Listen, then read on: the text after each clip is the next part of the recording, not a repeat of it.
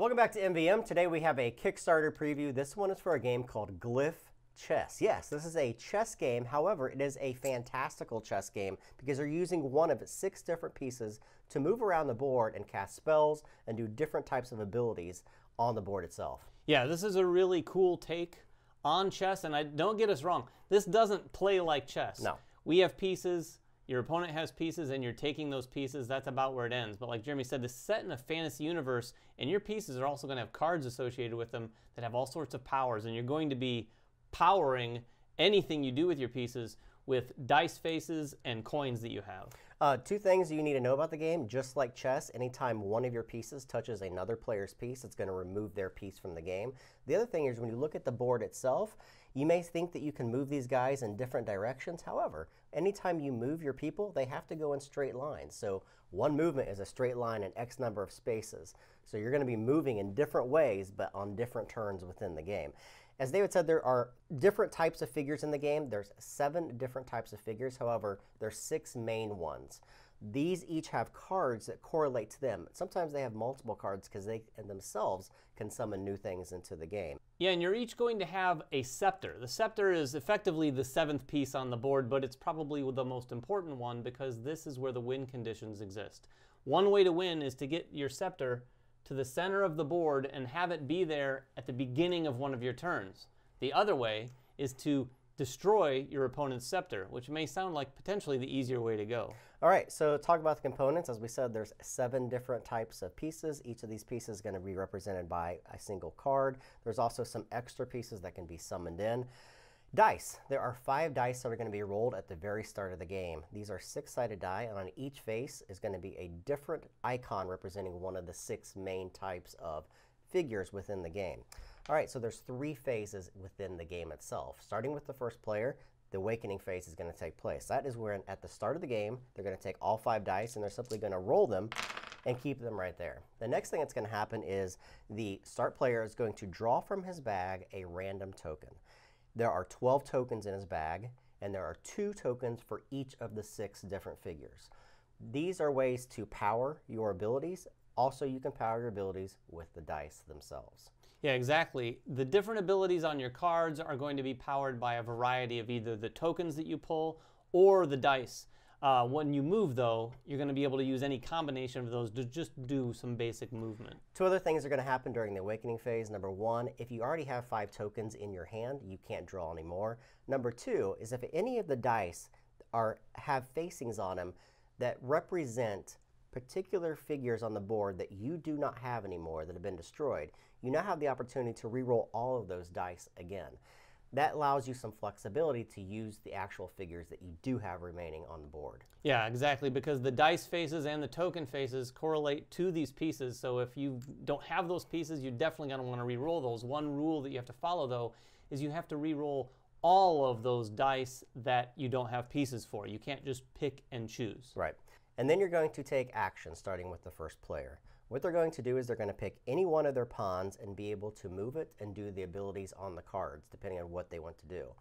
If they move them, they're going to use the dice that represent those particular figures. You can use up to any amount of dice that you have that represent those and any of the tokens. So say, for instance, I want to use my Necromancer, and I have 2 dice that represent the Necromancer and 1 token. I could spend all 3 of those to move them in a straight line, 3 spaces. And I could do that in any direction, but I can never change directions when I move them.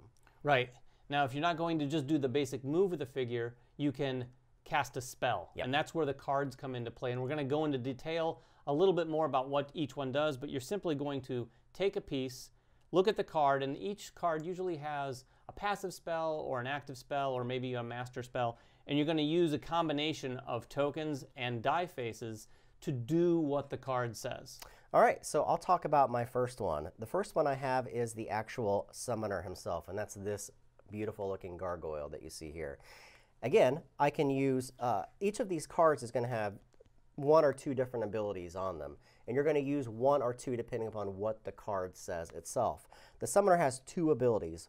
The first one is I can consume tokens that represent that and any of the dice to be able to summon minions onto the board. He has his own minions that he can summon, and basically they're going to go right around him One of the cool things about the summoner is once he summons, he's locked into that position where he is.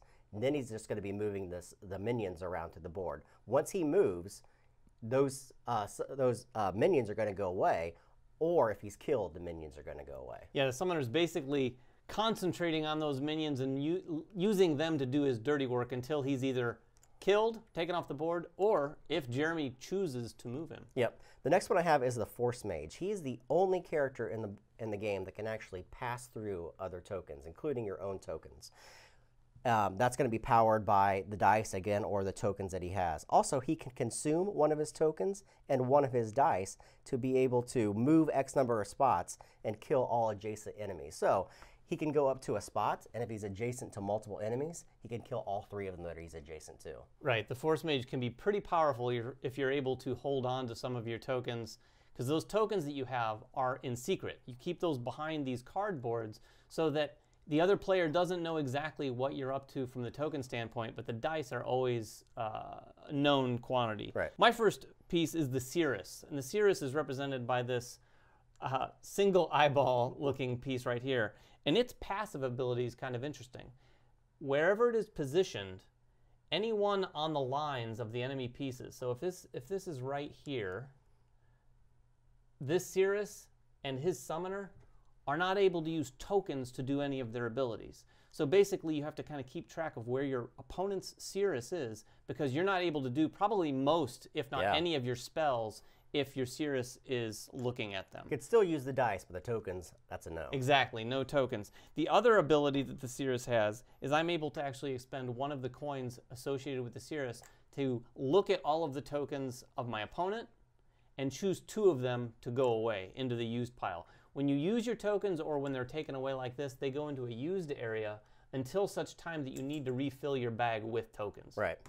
My final one that I have is the Necromancer. He's really cool. His passive ability is that anytime he is killed, he can expend one of his personal tokens to move to the position of the token that killed him. Very cool. So if you move into my area and I expend that, I can move right into your area and I'm good again. His main action, though, is he can consume one to bring a figure back onto the board adjacent to him. Now, you can't bring back anything that's been incinerated, or you can't bring back the Illusionist. And the Elementalist is what can incinerate people and remove them from the game permanently. Yeah, speaking of incinerating, the Elementalist is the only figure who, when he naturally takes a piece, that piece isn't taken off the board in the normal fashion, it's taken out of the game. He incinerates those pieces. So he's a very powerful piece. He's going to do that whenever he moves. That's basically his passive ability. His other ability is very interesting. This allows him to break one of the rules. Again, you're going to consume a token and some number of die faces associated with him to move X number of spaces on the board. Now, here's the trick. It doesn't have to be in a straight line this time. You can move all over the place. So if you're near a bunch of enemy pieces, you can move through 3 pieces and incinerate all 3 of them if possible. Then the last piece that we want to talk about is the Illusionist. This is a bit of a trickster in the game. It's going to be represented by this fiery piece right here. You have one of these on the board, and you have one at the beginning of the game to the side of the board. The Illusionist is allowed to bring in another Illusionist. That's one of its spells. And you're going to basically bring that in to an adjacent spot. That's the only way to bring an Illusionist back into the game. Like Jeremy said, the Necromancer can't bring an Illusionist back that has been defeated or taken off the board. The other thing that the Illusionist is able to do is to swap positions with a friendly figure. This is potentially a huge move, because I can do this action and just swap positions with any of the figures that I have on the board. So if I've moved a figure into position across the board, I'm able to swap with them. Or for instance, I could move my Illusionist towards the center of the board and swap with my Scepter. He's one of the harder people to kill, because once you get a second one on the board, he's probably going to remain, because you just keep summoning back and forth as one of them dies. At the end of your action, you're going to do a reset phase, and 2 things are going to happen here. Number 1, any of the tokens that you expended are going to be removed off to a used pile.